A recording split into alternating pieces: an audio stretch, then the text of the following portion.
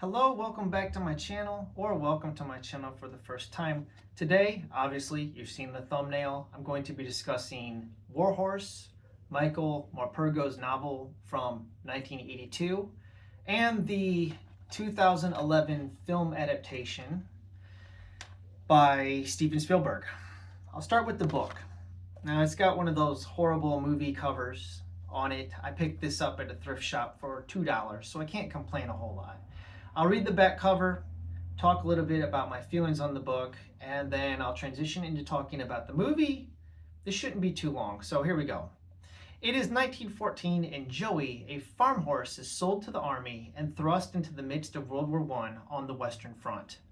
When Joey is dragged away, his heart aches for Albert, the farmer's son he is forced to leave behind. In the army, the beautiful Red Bay horse is trained to charge the enemy, drag heavy artillery, and carry wounded soldiers not much older than Albert off to the battlefields.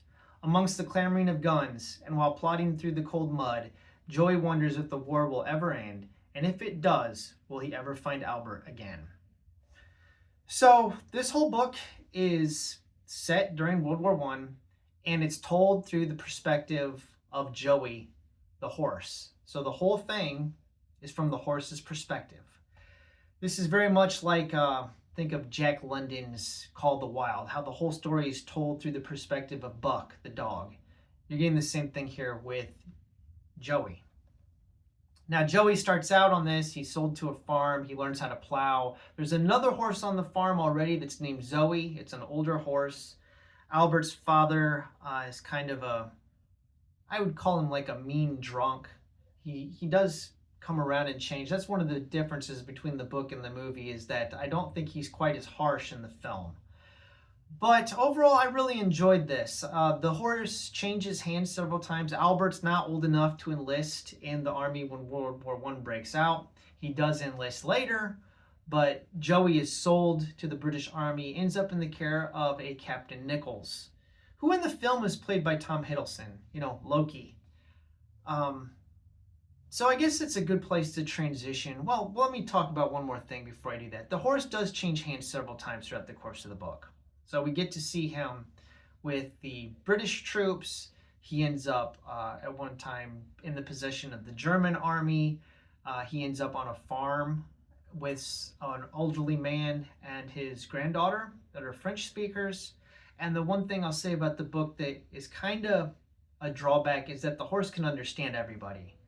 The horse is telling the story, but yet when the Germans are speaking, the horse can understand them. When the French are speaking, the horse can understand them. So everything in the book is rendered in English. And you go, well, I kind of give it a pass because it's a children's novel. So we're already, stretching our imagination here and making allowances that a horse could narrate a story to us. But it was a very good novel.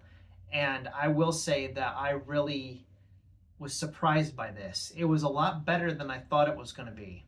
It really was. And this is a recommend for me. Even though it's like a middle grade book, I think it's well worth checking out. It's a good one. Okay, let's transition into talking about the film. Steven Spielberg did a film adaptation in 2011.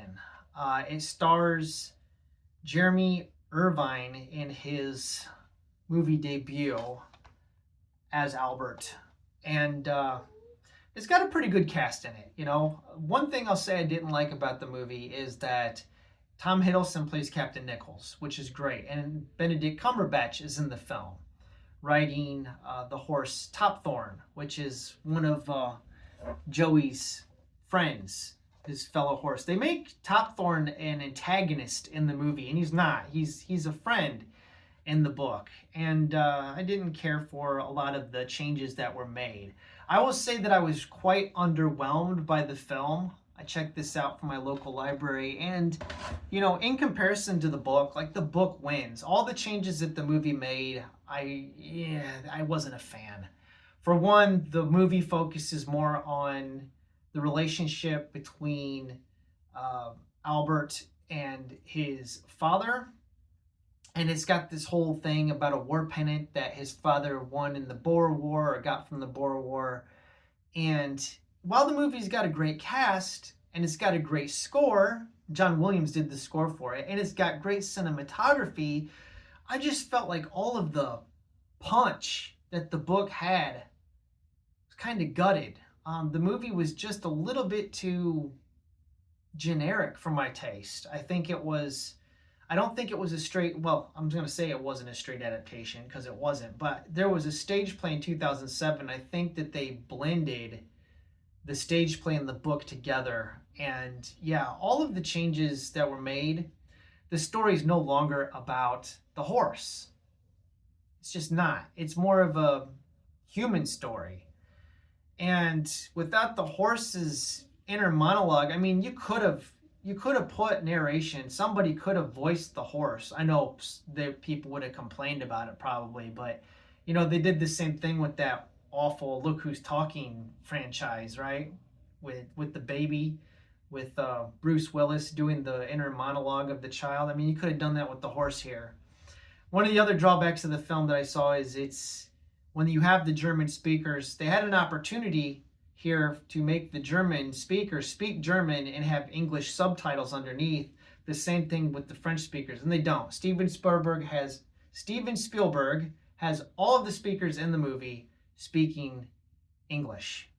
I think it really detracts overall. Like, I'll give it a pass in the novel, but in the movie, like, nah. What's the point of making a movie adaptation if you're not going to utilize the medium that you're working in? So I don't think that Warhorse, the film here, is as good as the book. The book wins. I say the book, I give it a big thumbs up, and the movie's kind of, you decide. It's worth a watch. It's not a bad film. I'm not going to bag on and say it's a bad movie. It's just not a great movie, in my opinion. It's a movie you watch once and go, that was okay, and you kind of move on. So, all right. That's it. That's going to wrap it up. Thank you for watching. And as always, I hope you have a wonderful day.